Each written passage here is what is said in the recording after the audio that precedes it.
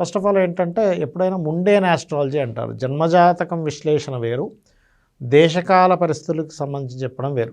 దీనికి ముండేన్ ఆస్ట్రాలజీకి కూర్మ యంత్రం ఒకటి ఉంటుంది. ఇట్లా అంటే కూర్మ సంబంధించినటువంటి యంత్రాన్ని కూడా తీసుకుని హెల్ప్ తీసుకొని చెప్తాము. అయితే ఇక్కడ ఏంటంటే కూర్మ యంత్రము, సర్వతోభాద్ర చక్రము, రాశి చక్రము ఈ 3 ఆధారంగా చెప్తాం దీన్ని. మనం గతంలో చెప్పినటువంటివి ఏవైతే ఫ్లైట్ రిలేటెడ్ సంబంధించినవి ఏవైతే ఉన్నాయో జరుగుతున్నాయి.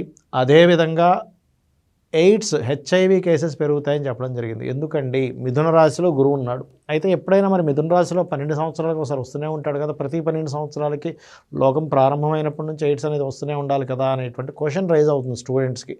కానీ ఇక్కడ ఏంటంటే ఎప్పుడైనా సరే ఆ గురువు పాడై ఉండడం కావాలి. మైథునము, మిథున రాశి అంటే మైథునం స్త్రీ పురుషులు ఉండేటువంటి చిహ్నంగా చెప్తూ ఉంటారు దీన్ని. అలా ఉన్నటువంటి దానికి పర్టికులర్గా ఎప్పుడైతే ఈ రాహు యొక్క దృష్టి దీని మీద పడుతుందో, శని దీనికి కేంద్రంలో ఉన్నాడో, అదే కాకుండా ఇప్పుడు ఉండేటువంటి గోచారంలో ఎప్పుడూ ఎరగనటువంటి ఒక వింత జరగబోతుంది.